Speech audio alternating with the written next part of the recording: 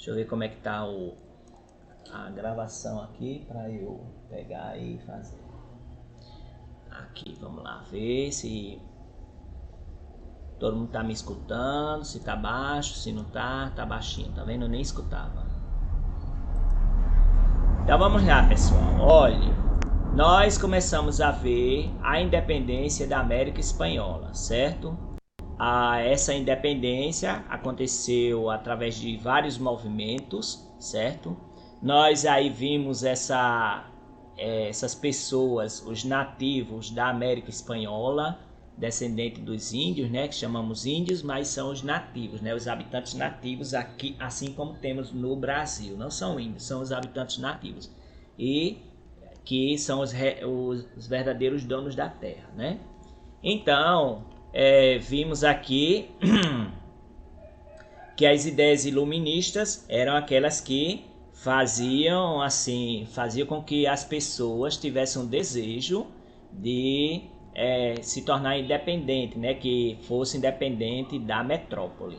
Então, essas ideias começaram a fervilhar e elas foram o tempo todo fazendo com que pessoas se agrupassem e fizessem movimentos para haver a independência. Os grupos sociais da América Espanhola eram povos nativos, os escravizados de origem africana e trabalhadores livres. Eles se identificaram com a Revolução Francesa, de igualdade, liberdade e fraternidade, ou igualdade, fraternidade e autogoverno.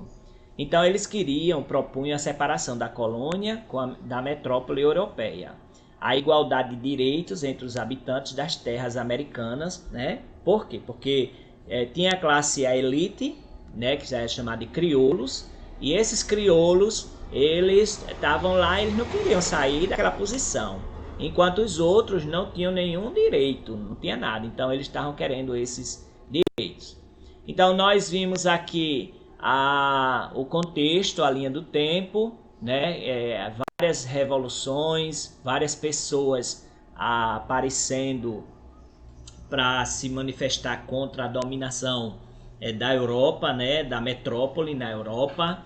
E nós vemos Simão Bolívar, San Martín, Hidalgo, Morelos e Guerreiro lá no México, Congresso de Viena, que fez com que Napoleão Bonaparte saísse do poder, a província cisplatina do Brasil, que é lá embaixo do Brasil, certo? Agustín de Iturbide, imperador do México, a proclamação da República do México, o Congresso do Panamá, Pan-Americanismo e a independência do Uruguai. Então nós vimos também que a sociedade americana espanhola ela era formada por nativos, escravizados, trabalhadores livres e elite crioula. Essa elite crioula é justamente aquelas pessoas que vinham para cá para trabalhar da Espanha, né?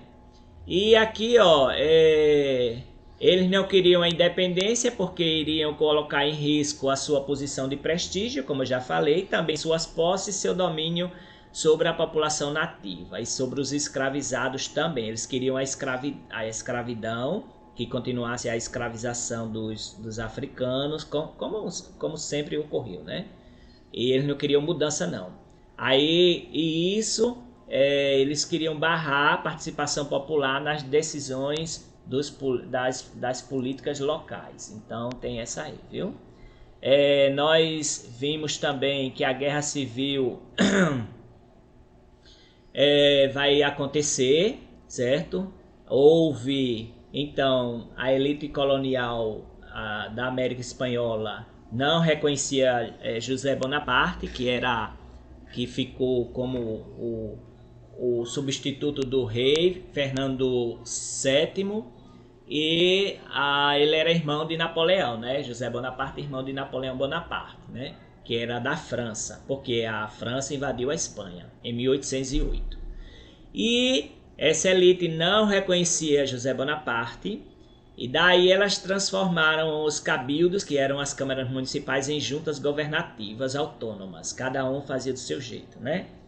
E eram controlados pelos chapetones, que eram espanhóis nomeados pela coroa para administrar a colônia, certo? Depois disso, a elite crioula se deparou com várias questões, como por exemplo, deveria ou não deveria romper com a metrópole? Atenderia às reivindicações populares mais radicais ou não? Manteria o sistema monárquico ou não, ou seja, o sistema do rei, né? Preservariam a escravidão e o latifúndio ou não? Dariam propriedade à cultura de subsistência ou à cultura de exportação? Essas divergências fizeram com que os grupos, né, sociais tivessem grande confronto. Então, a elite ela queria então manter as mesmas coisas, só que as pessoas o povo mesmo não queria mais esse regime. E aí a Inglaterra, que estava passando pela Revolução Industrial, ela vai apoiar a independência desses países, mas não porque ela era boazinha não, porque ela queria que aquelas pessoas comprassem os produtos industrializados dela, ou seja, se transformar no mercado consumidor para os seus produtos. Então ela apoiou essa independência, certo? Então a Inglaterra vai apoiar a independência. Aí nós temos aqui a independência do México e da América Central. Nós ouvimos falar sobre o padre crioulo Miguel Hidalgo e Costilha. Ele vai liderar um movimento, né, que vai pôr em risco as elites. Ele lia muito filósofo iluminista, aquelas ideias dos iluministas, e ele era membro do baixo clero. E claro, ele sendo assim mais povão, ele combatia os tributos cobrados dos indígenas, o tráfico de escravizados, a escravidão e os latifúndios. Ele teve grande apoio popular e aí muitas milícias indígenas, né, também apoiavam ele. Aí ele se converteu num grande e poderoso general de tropas rebeldes e eles tomaram várias cidades importantes da região como Guadalajara. Aí, o que a elite fez? A elite reagiu e a metrópole também. Aí foi uma guerra intensa, dizimou esse exército todinho. O padre Hidalgo foi preso e fuzilado, certo? Ele é o pai, conhecido como pai e iniciador da independência, certo? Da independência mexicana. Aí vem o padre mestiço. Vem o padre mestiço.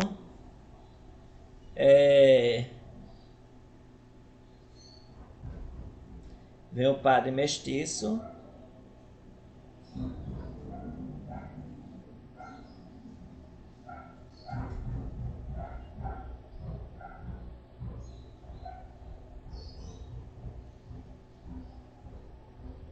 Aí veio o padre mestiço, né?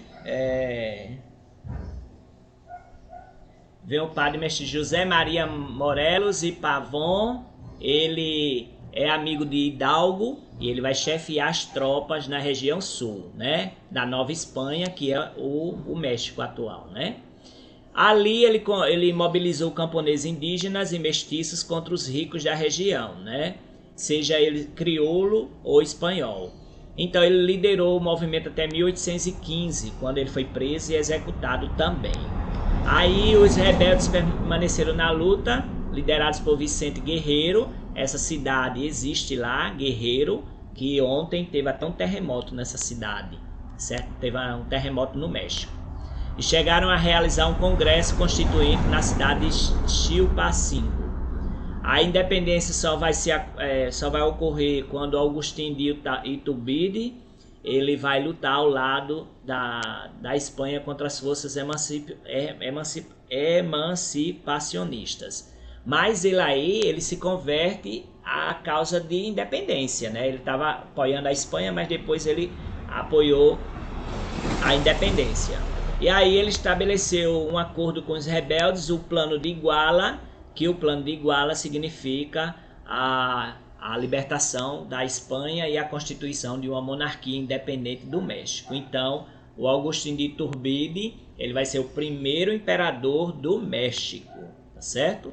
E a gente vê aqui um quadro, quando a gente vai olhar, a gente vai falar sobre os governos centro-americanos. Quando conquistou a independência em 1821, a capital geral da Guatemala foi anexada ao Império Mexicano. E o que é que aconteceu? Depois ela voltou a se separar e formou as Províncias Unidas da América Central. E por fim, ela se fragmentou em vários estados republicanos, né? Vários estados republicanos, e as ilhas da Capitania Geral de Cuba foi dividida também, né, por vários países como Cuba, República Dominicana e Porto Rico. Eles permaneceram sob o domínio do México por várias décadas, mas depois houve a sua independência. Eu disse a vocês ontem que essa parte aqui tem muito terremoto, né? Porque tem a falha geológica aqui, né?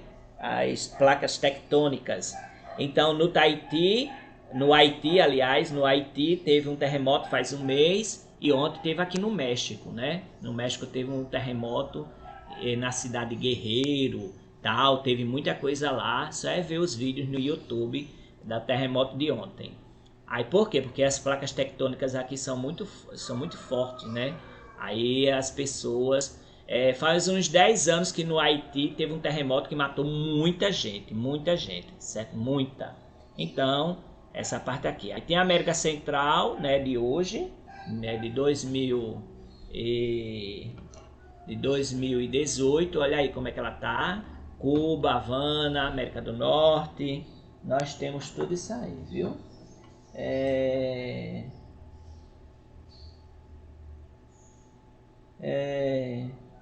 Aí toda essa parte aqui. Aí ficamos as independências na América do Sul, né? Então aqui, ó, como eu mostrei para vocês, tem a Venezuela, a Colômbia, o Equador, o Peru, o Chile, a Bolívia, o Paraguai, a Argentina e o Uruguai, certo? Esses aqui, ó, o amarelinho, o domínio foi francês. O azulzinho ali, ó, isso ali é a Guiana, aqui em cima, ó, aqui em cima do Brasil. Tem a Guiana Francesa, a Guiana, que é inglesa, a Guiana Francesa, e tem a Guiana Holandesa, entendeu? É Suriname, eu acho que é Suriname. Tem Guiana Francesa, Guiana e Suriname. Aí tem esses 3 países aqui, que quem governou foi a França, o outro a Holanda e o outro a Inglaterra. Então aqui eles são domínio desse país ainda, viu? Olha, na América do Sul, os principais líderes da luta colonial contra a metrópole espanhola foram os crioulos Simón Bolívar e José de San Martín. Então vamos aqui perguntar quais os principais líderes da luta colonial contra a metrópole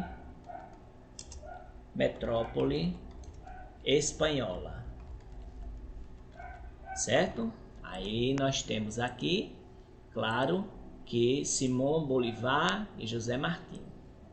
Assim como no México, os embates pela independência na América do Sul também envolveram lutas entre grupos opostos da elite crioula. O principal país independente da América do Sul foi o Paraguai, que se separou do vice-reino do Rio da Prata e depois da coroa espanhola em 1811. O movimento foi comandado por Gaspar Rodrigues de França, representante de pequenos e médios proprietários, contrário a revoluções sangrentas em seus territórios. Em 1816, após sucessivas vitórias militares dos generais San Martín e Manuel Belgrano, foi proclamada a independência da Argentina, certo? No Congresso de Tucumã. Em 1818, 5.000 homens vindos do sul, dos quais 1.500 eram negros, sob o comando de San Martín, libertaram o Chile, com a ajuda de outro militar crioulo chamado Bernardo O'Higgins. Seguiram em direção ao vice-reinado do Peru, principal centro militar e administrativo da América Hispânica. Ali enfrentaram a resistência das elites peruanas, que guardavam na memória a temida revolta de Tupac Amaru, que a gente já viu, né, que Tupac Amaru, ele foi um revoltoso lá do Peru, mas ele foi morto junto com sua esposa, porque ele queria também a independência lá do Peru. chamado Tupac Amaru, viu? E receavam uma mudança na ordem política, abrisse caminho para novas rebeliões. Então, aqui eu vou pedir para falar um pouco, fale um pouco das rebeliões da América do Sul. Fale um pouco sobre as rebeliões da América do Sul. Então vocês vão falar aqui, né, que... Deixa eu ver aqui como é que vai ficar. América do Sul. Aí vocês vão falar aqui sobre a questão do Paraguai. O primeiro país independente foi o Paraguai, certo? O movimento foi comandado por Gaspar Francês, representante de pequenos e médios proprietários, né? Aí em 1818, generais, foi proclamada a independência. Em 1618 foi proclamada a independência da Argentina. Em 1816, no caso, 18, houve 55 mil homens, 1.500 homens negros. Eles foram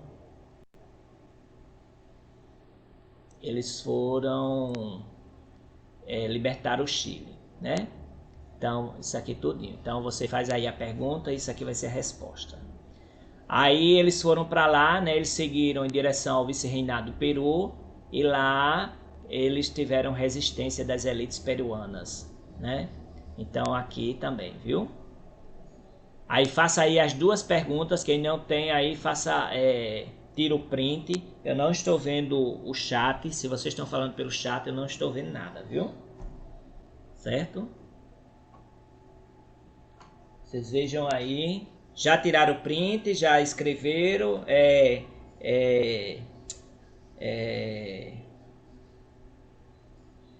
Deixa eu ver.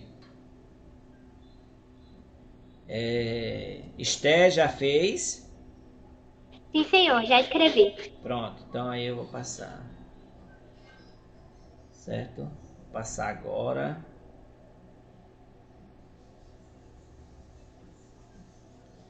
Aí vou passar. Aí isso aqui tudinho é na América do Sul, viu? Esses países todinho são os países que estão assim sendo libertos da Espanha.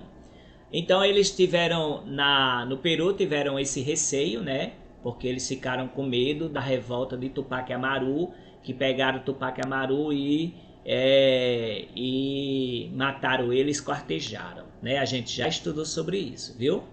Com o apoio da Inglaterra e dos Estados Unidos, Simão Bolívar, ele vai libertar a Venezuela, a Colômbia e o Equador. Então, também escreve isso aqui, viu?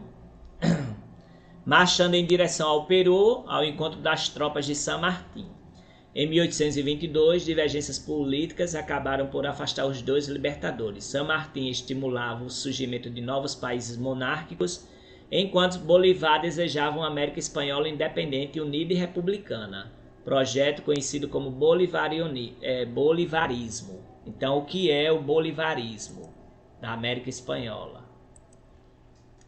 O que foi o bolivarismo, né? Essa é a pergunta, viu? Opa! O que foi o bolivarismo? O bolivarismo foi esse movimento de Simão Bolívar que queria uma América espanhola independente e unida. Você vai sempre escutar falando sobre o bolivarismo, Simão Bolívar e etc, etc. Simão Bolívar é esse homem aí do lado, nessa foto, de 1783 1830. Daí isso é a tela do século XIX.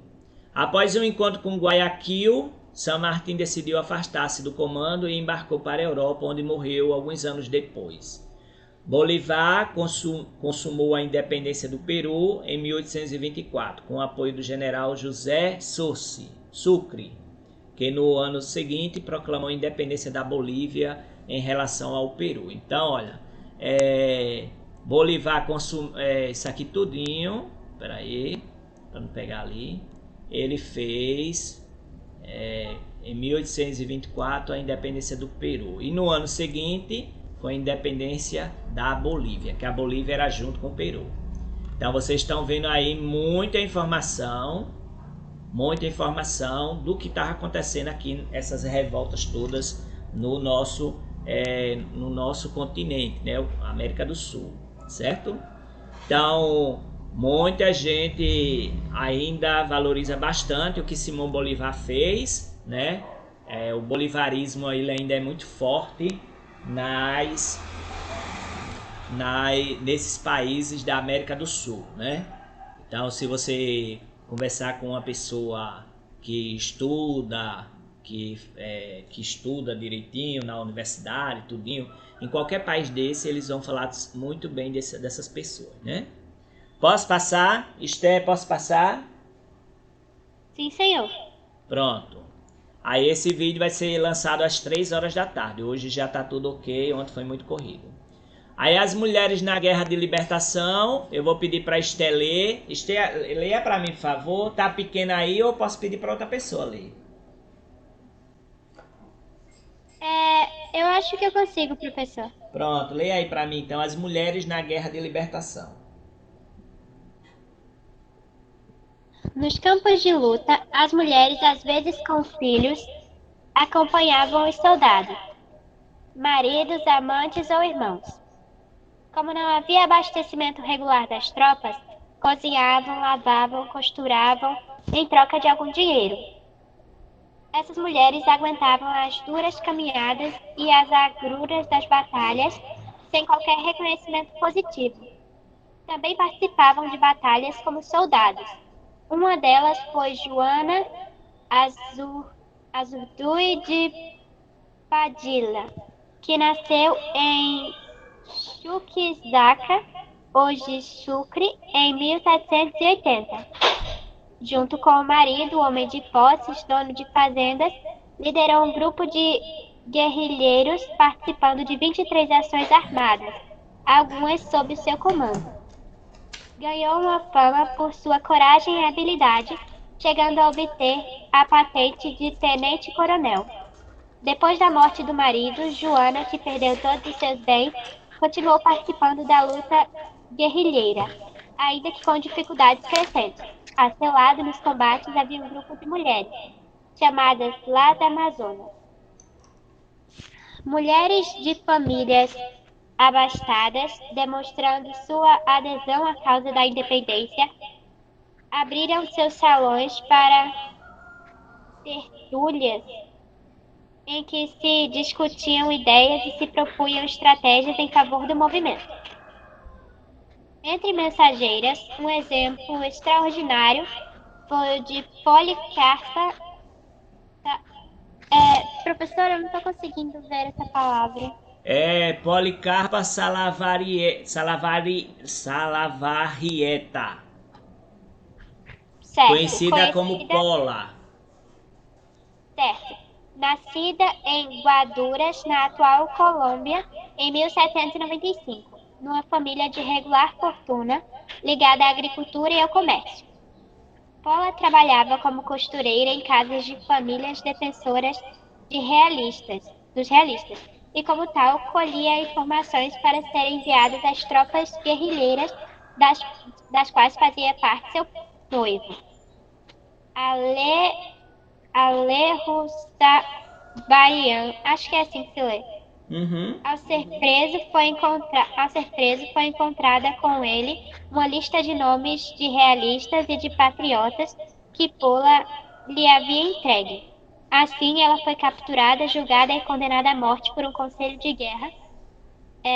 E no dia 14 de novembro de 1817, Policarpa Savarrieta e Alejo Sabarim e outros 8 homens foram fuzilados na Praça Maior. Nossa, o chat apareceu aqui na frente. Pronto. Deixa eu ver.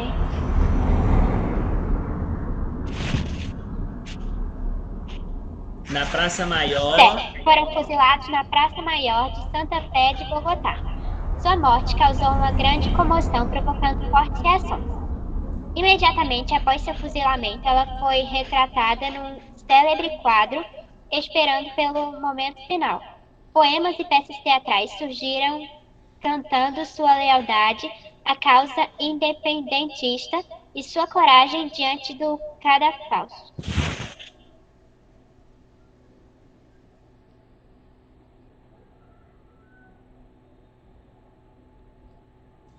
Ok, Pronto. aí essas são as mulheres na guerra de libertação, né? Elas batalharam muito. Isso aqui, olha, Policarpa Salavarrieta. Então, sacrificada por los espanhóis em esta plaza aí 1º de novembro de 1817. Sua memória eternice entre nós outros e que sua fama ressuene de polo a polo. Então aqui, ó, indo para o suplício, o olho sobre tela, de autoria autônoma anônima de 1825, que homenageia uma das muitas mulheres que participaram nas guerras de libertação na América Hispânica. O texto sobre a pintura informa que Policarpa foi sacrificada por ordem de Espanha em uma praça, em 14 de novembro de 1817, que sua memória se eternize entre nós e sua fama se espalhe de polo a polo, ou seja, pelo mundo todo, né? Essa aqui é a que foi morta, né? Então, nós temos aqui a América fragmentada. Então, nós temos esse conjunto de revolta, de libertação, né? De libertação, de independência, assim como o Brasil teve a independência de Portugal.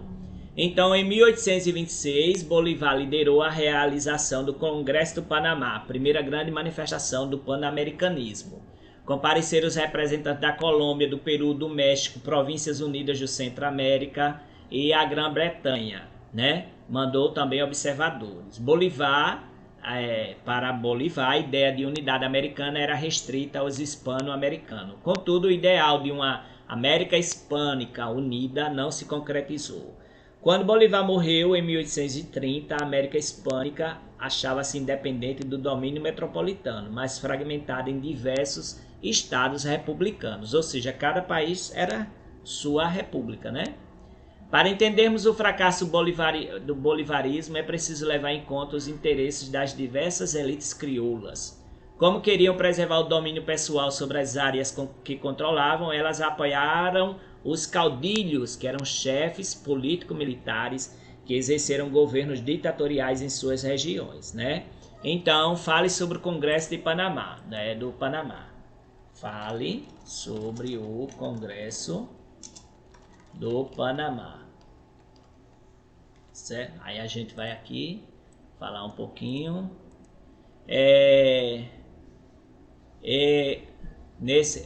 Bolívar liderou, né?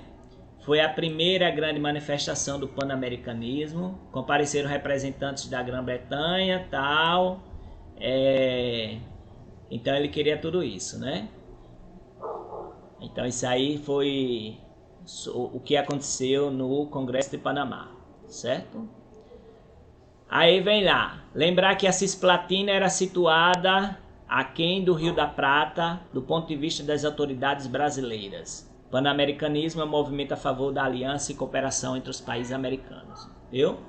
Então, não se concretizou essa ideia da América Hispânica Unida, certo? O bolivarismo não foi para frente. Cada país tinha era sua república, e então por isso que surgiu país do México, do Peru, da Venezuela, da Bolívia, do Chile e tudo mais. Aí, ó, por quê? Porque as elites crioulas, elas dominaram as pessoas de novo, certo? E através delas, elas apoiaram os caudilhos, que eram ditadores, e esses ditadores, claro, serviam a ela. Então, vocês aí não esquecem de escrever sobre isso aí não, viu? Fale sobre o Congresso do Panamá, que eu vou baixar já já. Os Estados Unidos e Inglaterra, eles temiam a formação de países fortes e unidos na América Central e do Sul. Então, com o lema dividir para reinar, eles estimulavam as disputas entre os caudilhos e a fragmentação da América Hispânica, ou seja, quem estava por trás de tudo dessa divisão eram os Estados Unidos e a Inglaterra, como sempre, né? Sempre os Estados Unidos e a Inglaterra, eles não são as pessoas boazinhas, né, que a gente tudo acha, mas sempre tá com interesse nos países. Quando foi na Guerra do Paraguai, vocês vão estudar sobre a Guerra do Paraguai, vocês vão ver qual era o interesse dos Estados Unidos e da Inglaterra. Quem provocou a Guerra do Paraguai financiou foi a Inglaterra e os Estados Unidos. Incentivou o Brasil a fazer guerra contra o Paraguai. Então, porque eles diziam assim, dividir para reinar, né? Aí fez toda essa divisão aí. Em 1828, a Inglaterra apoiou a independência do Uruguai, que havia sido incorporado ao Brasil em 1821 com o nome de Província Cisplatina. Então, o que aconteceu em 1828? O que aconteceu em 1828? Certo? O que aconteceu em 1828? Aí a gente vai botar aqui, ó. A Inglaterra apoiou a independência do Uruguai, que havia sido incorporado ao Brasil, então o Uruguai era parte do Brasil, chamada Província Cisplatina. Depois, né, aí a Inglaterra incentivou eles lá, né, a ficar independente e pronto. Aí a monarquia brasileira e seus grupos de sustentação também se opuseram aos ideais bolivaristas, temendo que as ideias anti-escravistas chegassem ao Brasil. Os novos países hispânico-americanos aboliram a escravidão e a cobrança de tributos indígenas, ou seja, sempre fez aquilo que ia acontecer em 1888 com a abolição da escravatura, né? E os indígenas serem respeitados também, certo? Então, aí tem essas duas aqui. Escrevam aí a pergunta que eu vou passar, viu? Ok? Podemos? Eu já escrevi, professor. Espera aí, deixa o homem passar aqui que tá zoado danado. Confiram as ofertas da Quinta Vermelha do Mendonça Supermercado. Filé de peito de frango bom todo, bandeja com quilo, R$17,99. Assim bovino quilo, R$22,49. Peito bovino quilo, R$22,49. Pernil suíno com osso congelado quilo, R$13,49. Terminaram? Sim. Pronto, então eu vou passar aqui, ó. Aí, então a monarquia brasileira, né, achando que essa revolução ia chegar até ela e aí iria dividir o Brasil também, né, em vários países. Aí elas começaram a ficar temerosas. Aí as diferenças econômicas entre as regiões e os interesses das elites dificultaram a união da América Hispânica. Para regiões exportadoras, como a Venezuela, apoiada principalmente na monocultura de exportação, interessava um modelo econômico mais aberto. Para outras produtoras de manufaturados, como o Equador, com suas fábricas de tecido, interessava um regime mais fechado às importações. O rompimento do domínio colonial favoreceu as transações comerciais entre os centros de desenvolvimento capitalista e as nações recém-emancipadas. Estas continuaram a desempenhar predominantemente o papel de fornecedoras de matéria-primas e consumidoras de artigos industrializados, ou seja, o que estava continuou, né? Porque daqui mandava a matéria-prima e a gente comprava os produtos industrializados. As elites locais, defendendo os próprios interesses, aliaram-se às potências hegemônicas e Inglaterra.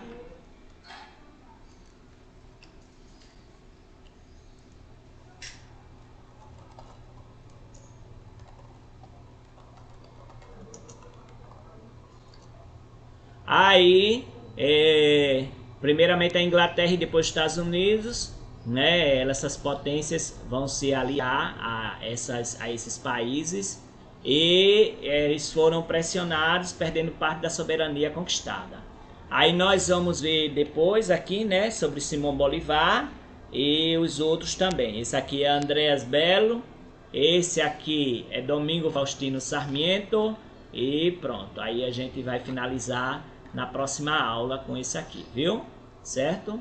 Mas isso aqui não, eu vou ver se tem alguma coisa interessante, a gente só vai fazer a leitura na próxima aula. Então, vocês podem sair, terminou a aula de vocês, vai fazer a atividade que eu vou passar no grupo agora. Tchau vocês, tchau. João ou Esther, vai ter aula agora, viu? Tchau, gente. Vai ter aula agora de português, viu? Sim, senhor. Tá certo. Pronto. Tchau. Aí eu vou postar daqui a pouco o vídeo, 3 horas da tarde, você pode ver, tá bom? Sim, senhor. Obrigada. Nada, tchau. Tchau. Tchau.